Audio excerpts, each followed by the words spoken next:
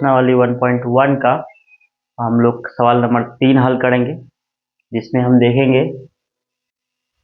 कि किसी परेड में 616 सदस्यों वाली एक सैन्य टुकड़ी को 32 सदस्यों वाले एक आर्मी बैंड के पीछे मार्च करना है।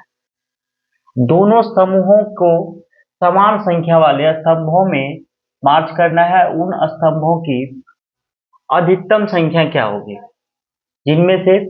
जिसमें वे मार्च कर सकते हैं। सबसे पहली बात देखिए, परेड में कितने सदस्य हैं? 616 और सैन्य टुकड़ी कितना है इसमें? 32, ठीक है ना। तो इसका जो है ना, हमें क्या निकालना है? एचसीएफ निकालना है। एचसीएफ निकालना है तो क्या करना पड़ेगा? देखिए यहां लिखेंगे कुल सदस्यों की संख्या कितनी है?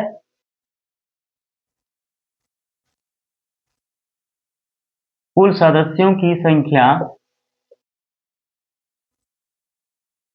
कितना है? 616 और 32। तो हमें इसका क्या करना है? एचसीएफ निकालना है। तो सीधा लिखेंगे यूक्लिड विभाजन एल्गोरिथम से।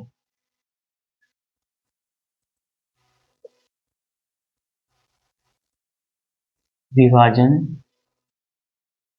एल्गोरिथम से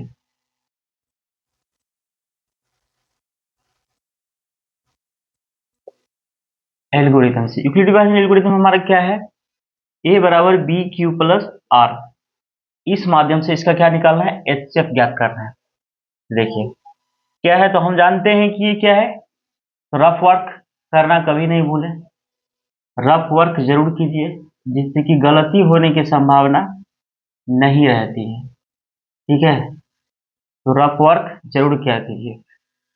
कितना है इसमें? देखिए इन दोनों में से क्या है? बड़ी संख्या ये है और छोटी संख्या ये है। तो ए बराबर हम क्या मानेंगे? ए बराबर क्या लेंगे?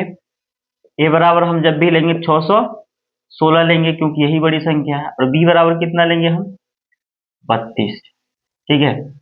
32 लिए अब इसको क्या करना है? हमें हल करना है इस मेथड से, बी क्यू प्लस आर, ठीक है। तो 616 इसमें डिवाइड कितना करेंगे? 32 से। तो कितना बार में खाएगा ये? इसको 19 से मल्टीप्लाई कर दीजिए। 32 गुना 19 कितना हो जाएगा? 19 गुना 38 के 8, 19 दिया 57, 3 60, 608 इसमें आ जा रहा है। एक बार में खिलाएंगे 608, कितना बचेगा? 8, ठीक है। और देखिए फिर इसको हम इस रूप में सजाना है। देखिए 616 बराबर कितना है? 32 गुना 19, शेषफल क्या बचा हमारा? 8। आर बराबर कितना बचा? 8।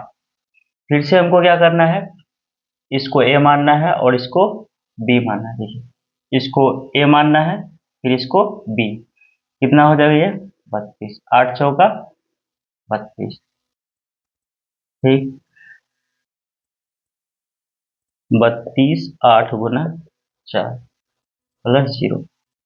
तो देखिए यहाँ पर जो है ना, हमारा क्या आ गया? शेषफल हमारा यहाँ पर 0 आ रहा है माइनस करने के बाद। तो ये हमारा एचसीएफ हो गया। ये हमारा क्या हो गया? एचसीएफ हो गया। ये जो हमारा हो गया 8 एचसीएफ हो गया। क्या होगा? एचसीएफ ऑफ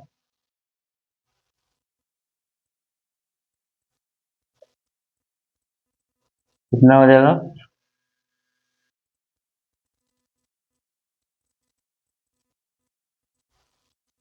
बट इसका ये हल हो गया। इसको उतार लीजिए।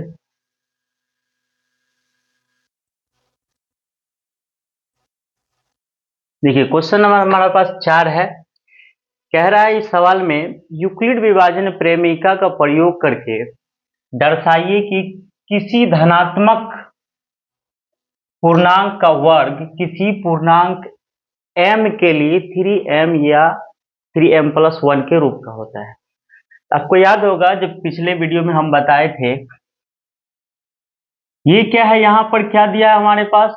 b। तो भाग में क्या होता है? हमेशा जैसे कि 2 में भागा करेंगे अगर 5 से, तो 2 दूनी 4, क्या शेषफल आया? 1 आया ना। तो आपको पता होगा कि शेषफल कभी भी क्या होता है, भाजक से छोटा होता है। क्या होता है? भाजक से शेषफल हमेशा छोटा होता है। तो यहां पर हमारे पास क्या है, p की वैल्यू कितना है? p की वैल्यू 3 है, यानी कि शेषफल इसका क्या क्या आएगा? 0, 1 और 2। ठीक है, इस चीज को आप समझ चुके हैं। चलिए आप आगे बढ़ते हैं। ठीक, देखिए हल है, सीधा लिखेंगे यूक्लिड विभाजन प्रमेयिका से। यूक्लिड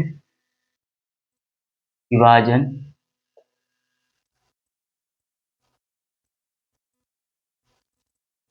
प्रमेयिका से, प्रमेयिका से। ठीक, यूक्लिड विभाजन प्रमेयिका क्या कह रहा है? ए बराबर बी क्यू प्लस आर, ये कह रहा है। जहां क्या होना चाहिए, जहां आर क्या होता है, जहां आर जो होता है हमेशा, आर मतलब रिमाइंडर शेषफल, आर क्या होता है हमेशा? 0 से बड़ा या बराबर होता है। ठीक, और इससे बड़ा क्या होता है? बी होता है। तो बी से हमेशा ये छोटा रहेगा, इस कॉन्सेप्ट को दिमाग में रखिएगा। दूसरी बात क्या आता है, अगर हम इस कॉन्सेप्ट में इसको लिखते हैं तो लिखेंगे माना कि पूर्णांक, कोई धनात्मक पूर्णांक ए है, पूर्णांक ए है तथा बी बराबर कितना है? 3 है। बी बराबर 3 है, इसलिए आर बराबर क्या आएगा? 0, 1, 2, 3 आएगा। तो इसको हम क्या लिख सकते हैं, इसको यहां पर क्या लिख सकते हैं? तो यहां पर आर का मान अगर हम 0 रखेंगे, 3 नहीं आएगा, सॉरी 3 नहीं आएगा, क्योंकि बी का वैल्यू कितना है? 3। ठीक है, तो आर का वैल्यू हमेशा इससे 1 कम ही रहेगा। कोई भी संख्या रहेगा, अगर दी बी का वैल्यू 5 है तो 5 से 1 कम रहेगा, नहीं 4 हो सकता है, 3 हो सकता है, 2 हो सकता है, कुछ भी हो सकता है, लेकिन वो संख्या नहीं रहेगा, तो ये हमेशा कम रहेगा। तुम क्या लिख सकते हैं? आर बराबर 0, आर बराबर 0। तो क्या हो जाएगा? ए बराबर बी क्यू प्लस आर होता है, तो ए बराबर 3 क्यू प्लस 0। अब दोनों तरफ वर्ग करने पर, दोनों तरफ वर्ग करने पर, करने पर दोनों तरफ वर्ग करेंगे, ए बराबर कितना हो जाएगा? 3 का स्क्वायर, ए स्क्वायर बराबर 3 का स्क्वायर, ए बराबर कितना हो गया? 9 स्क्वायर। इसको लिख सकते हैं 3 × 3 क्यू स्क्वायर। ठीक है, तो इसको लिख सकते हैं ए स्क्वायर बराबर 3m, जहां इसको यहां ऊपर लिख दे रहे हैं,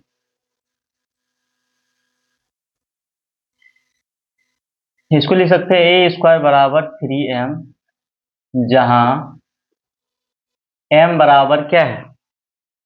3 क्यू स्क्वायर है। ठीक है, दूसरा क्या है, यदि r बराबर हम क्या रखते हैं? 1, तो क्या हो जाएगा? a बराबर हो जाएगा 3q+1। इसको करेंगे, स्क्वायर करेंगे दोनों साइड, दोनों तरफ वर्ग करने पर, वर्ग करने पर, अब दोनों तरफ वर्ग करेंगे, ए स्क्वायर बराबर 3q+1 का होल स्क्वायर। अब देखिए यहाँ पर जो हमारा प्रॉपर्टी लगेगा, ए प्लस बी का होल स्क्वायर का प्रॉपर्टी लगने, फॉर्मूला लगेगा इस पर, तो ए स्क्वायर प्लस 2ab+b स्क्वायर। तो क्या है हमारा? ए स्क्वायर बराबर कितना है? 3q का होल स्क्वायर प्लस कितना हो जाएगा? 2 × 3q × 1 प्लस कितना हो जाएगा? 1 का स्क्वायर। इसको लिख सकते हैं ए स्क्वायर बराबर 3 × 3q का स्क्वायर प्लस कितना हो जाएगा? इसको लिख सकते हैं 2 × 3q+1। तो यहाँ पर देखिए ई तीनों में से 3 यहाँ भी दिख रहा है, यहाँ भी दिख रहा है, हर जगह दिख रहा है 3। तो ए स्क्वायर बराबर 3 को कॉमन ले लेंगे, 3q square plus 2q plus हो गया 1। तो ए स्क्वायर बराबर कितना हो जाएगा, इसको क्या मान लेते हैं हम, m3m प्लस n, 3m+1। तो यहाँ लिख सकते हैं हम, जहां जहां m बराबर कितना होगा, m बराबर हो जाएगा 3q square plus 2q। m का मान है, एक पूर्णांक है, क्या है, एक पूर्णांक है, पूर्णांक है, ठीक है। तो फिर से हम ट्राई करेंगे दूसरा, कौन सा रखे, अब r बराबर 1 रखे थे, r बराबर 2 रखना है, r बराबर 2 रखने पर कितना हो जाएगा, a बराबर कितना हो जाएगा, r बराबर 1 रखे थे, अब रखना है a बराबर हो जाएगा 3q+1, सॉरी 2, r का वैल्यू 2 रखते, ये हो गया। तो दोनों तरफ वर्क करने पर फिर से वही प्रोसेस, दोनों तरफ वर्ग करने पर, दोनों तरफ वर्क करने पर a स्क्वायर बराबर कितना हो जाएगा, 3q+2 का होल स्क्वायर, a स्क्वायर बराबर कितना हो जाएगा, 3q का होल स्क्वायर प्लस 2 इंटू, देखिए जहां होल स्क्वायर लगेगा वहां पर हमको ये वाले प्रॉपर्टी का इस्तेमाल करना है, ये सूत्र भूलना नहीं, दिमाग में रखिएगा, ये सूत्र को हमेशा दिमाग में रखिएगा, इस प्रॉपर्टी का यूज हो रहा है यहाँ पर। ए 3q plus 3q into 2 plus 2 का होल स्क्वायर, ए स्क्वायर बराबर कितना हो जाएगा, 9, 3 इंटू 3q, इसको 2 बार लिख सकते हैं हम, प्लस क्या लिख सकते हैं, 3 इंटू 4q प्लस क्या लिख सकते हैं, 4 है, इसको हम ऐसे तोड़ सकते हैं, इसको यहाँ पर क्या करेंगे, इसको तोड़ देंगे, इसको लिख सकते हैं 2 गुना 4 है, इसको लिख सकते हैं हम, देखिए यहाँ पर 2 गुना 4, 2 गुना 2, इसका वर्ग करेंगे, 2 गुना 2 कितना हो गया 4, 4 को हम ऐसे लिख सकते हैं, 3 प्लस 1 4 लिख सकते हैं, ठीक है।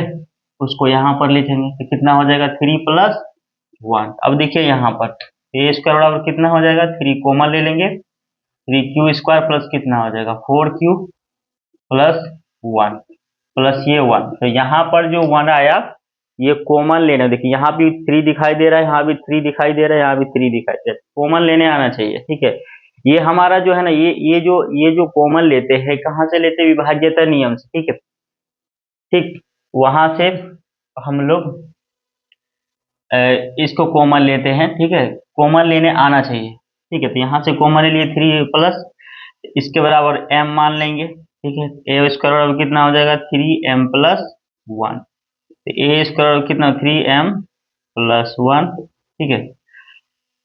तो हम लिख सकते हैं, अतः जहां जहां m बराबर कितना है, m बराबर है 3q square plus 4q plus हो गया 1, ठीक है। जहां m का मान क्या होता है, m एक पूर्णांक पूर्णांक है। तो सवाल हमारा क्या आता है, तो इससे प्रूव्ड होता है, अतः हमें प्राप्त होता है, हमें प्राप्त होता है कि किसी भी धनात्मक पूर्णांक का वर्ग किसी धनात्मक पूर्णांक का वर्ग वर्ग 3m+3m या 3m+1 के रूप का होता है, ठीक है। पूरा सवाल उतार लीजिए।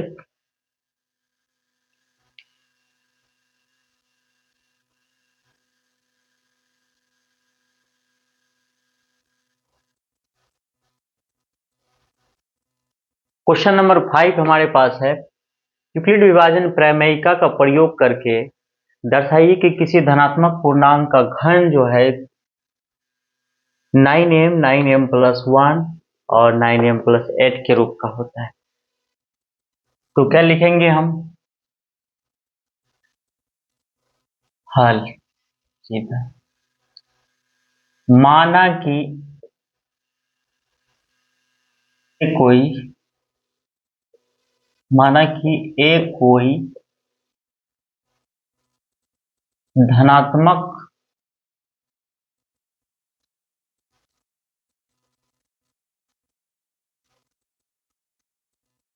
धनात्मक पूर्णांक है इसलिए b बराबर कितना दिया हुआ है? b बराबर 9 दिया हुआ है। तो यूक्लिड विभाजन प्रमेय का यूक्लिड विभाजन प्रमेयिका से यूक्लिड विभाजन प्रमेयिका से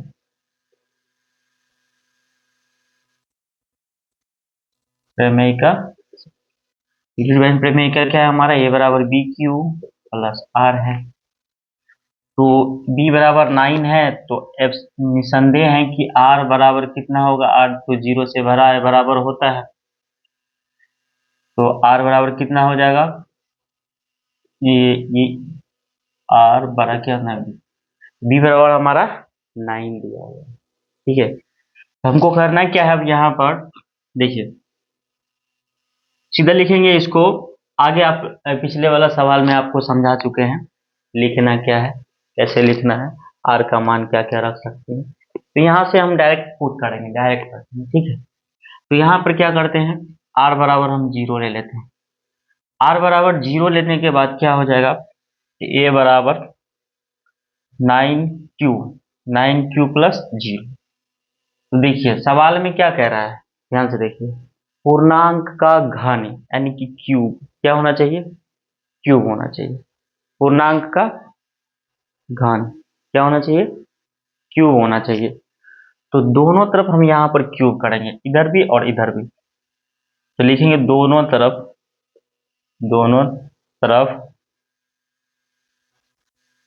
क्यूब करने पर घन करने दोनों तरफ क्या करना है? घन करना है हमको। ए क्यू प्लस ए क्यू बराबर कितना होगा? 9। ए क्यू बराबर कितना हो जाएगा? 9 तिया 27 तिया 81। ठीक है, सॉरी, 9 9 81। 9 इसको लिख सकते हैं 9 गुना 81, 81 का क्यूब लिख सकते हैं। ठीक है, तो इसको हम क्या मान लेंगे? ए क्यू बराबर क्या मान लेंगे? 9। इसको मान लिए एम, क्या मान लिए? एम 9 एम मान सकते हैं। तो क्या हो जाएगा? एम बराबर क्या हो गया? लिखना पड़ेगा, जहां एम बराबर कितना है? 81 क्यूब। 81, समझ गए यहां तक? फिर से हमको क्या लेना है? आर बराबर 1 लेना है। जब यहां लिखना पड़ेगा, जब बराबर 1, आर बराबर 1 रखने पर क्या हो जाएगा? ये क्या हो जाएगा? ए बराबर 9q प्लस 1। इसका भी क्या करेंगे? दोनों तरफ इसको क्यूब करना है, इधर भी और इधर भी। अब देखिए यहाँ पर हमको फॉर्मूला याद रहना चाहिए, ए प्लस बी का whole cube. A plus B का होल क्यूब का फॉर्मूला क्या होता है? ए प्लस बी का होल क्यूब बराबर होता है A cube plus B cube, sorry, A cube plus 3a² B plus 3a B square plus होता है 3b क्यूब। क्या होता है? B cube. तो हमको ये जो है ना, इस पे बैठाना, इसी पे रख देना है। ठीक है, इसी फॉर्मूला का इसमें इस्तेमाल करना है। ठीक है, ए क्यू बराबर क्या करना है? देखिए, 9q का whole cube plus 3a Q, 9 का 9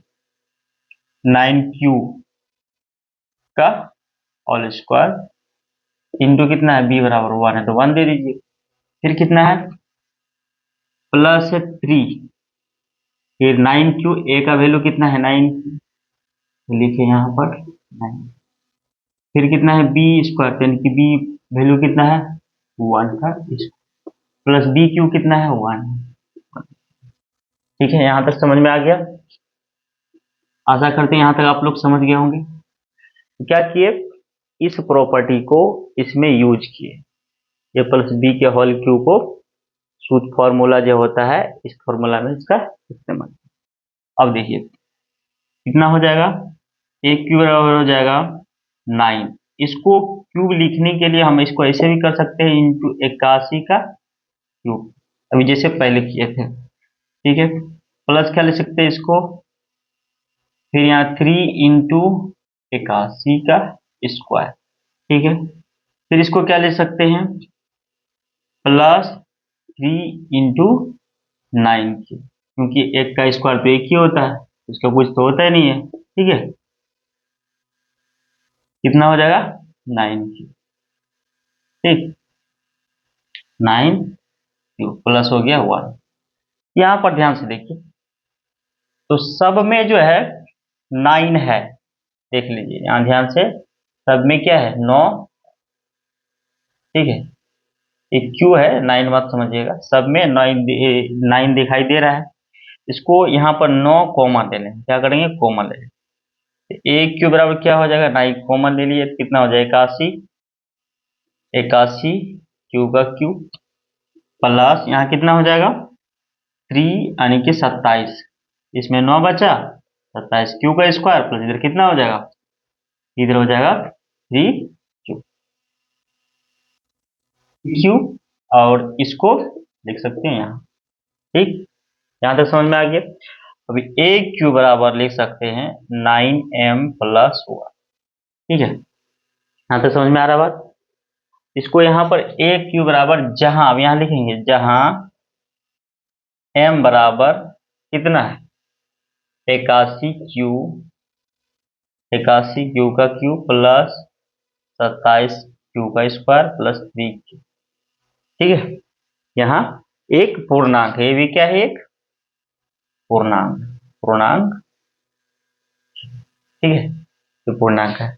अब नेक्स्ट सवाल इसी प्रकार का हल करने वाला देखिए, यहाँ पर ध्यान से देखिए, बराबर कितना हो जाएगा ए क्यू, फिर कितना हो गया बी, फिर जब आर बराबर, जब आर बराबर 2, जब आर बराबर 2 रखेंगे, ठीक है 2 रखेंगे तो क्या होगा, ए क्यू बराबर कितना हो जाएगा हमारा। देखिए ये सवाल अलग, एक ही सवाल जा रहा है, ऐसा नहीं कि अलग अलग बना रहे, ये सवाल एक ही है। ठीक है, दिमाग में रख लीजिएगा, थोड़ा लंबा जा रहा है, बोर्ड छोटा है, दिमाग में जगह स्पेस कम है, इसलिए हम इसको इसमें एडजस्ट कर रहे हैं। ठीक है, ए क्यू बराबर कितना हो जाएगा, प्लस कितना हो जाएगा क्यू प्लस आर, तो ए बराबर हो जाएगा 9 क्यू प्लस 8 का होल क्यू, सॉरी 2 का होल क्यू, क्योंकि आर का मान क्या रखे हैं 2 रखे ना। चलिए इसको ऐसे समझ लीजिए, आर बराबर यानी क्या हो सकता है, ए बराबर 9 क्यू प्लस 2, 9 क्यू प्लस 2, क्योंकि आर का मान क्या रखे हम 2 रखे। ठीक है, तो कितना हो जाएगा, इसको दोनों तरफ क्या करेंगे क्यूब करेंगे, ए क्यू बराबर कितना हो जाएगा 9 क्यू प्लस 2 का होल क्यूब, फिर से वही फॉर्मूला यूज करने वाले हैं, कितना हो जाएगा 9 क्यू का होल क्यूब प्लस, ये फॉर्मूला यूज होगा, समझे भूलिएगा नहीं, ये फॉर्मूला बार बार बताना नहीं पड़े, इसको दिमाग में रखिएगा, ये फॉर्मूला जहां पर भी होल क्यूब आया ये फॉर्मूला यूज होगा, ये फॉर्मूला भूलिएगा तो सवाल नहीं बनेगा। तो कितना हो जाएगा देखिए, ई इंटू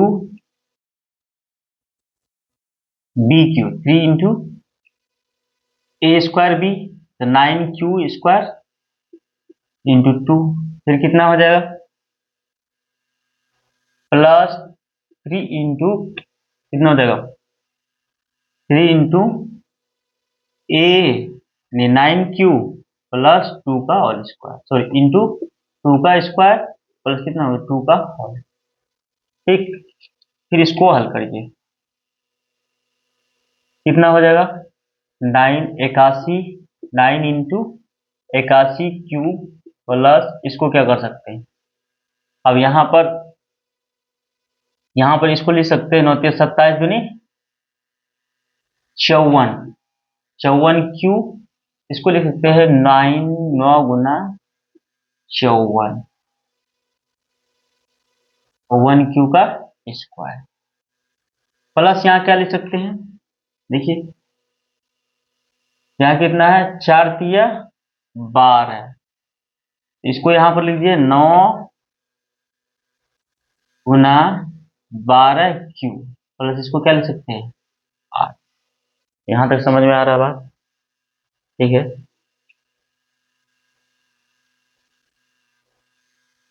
सवाल अलग है, ए बराबर ए क्यूब बराबर, दूसरा क्या आ जाएगा, ठीक, ए क्यूब बराबर कितना आ जाएगा, देखिए इसमें से 9 कॉमन ले सकते हैं ना, यहाँ भी 9 है, यहाँ भी 9 है और यहाँ भी 9 है, इसको छोड़ देंगे, ठीक है। तो कितना आ जाएगा 81 क्यू का क्यू प्लस कितना हो गया 54 क्यू स्क्वायर प्लस कितना हो जाएगा 12 क्यू प्लस कितना हो गया 8, ए क्यू बराबर 9 एम प्लस 8, तो जहां एम बराबर कितना है, एम बराबर है 81 क्यू प्लस कितना है 54 क्यू स्क्वायर प्लस कितना है 12 क्यू, ठीक है ये है। तो अतः हम कह सकते हैं कि किसी भी धनात्मक पूर्णांक का घन क्या लिख सकते, अतः इस प्रकार किसी धनात्मक पूर्णांक का घन, धनात्मक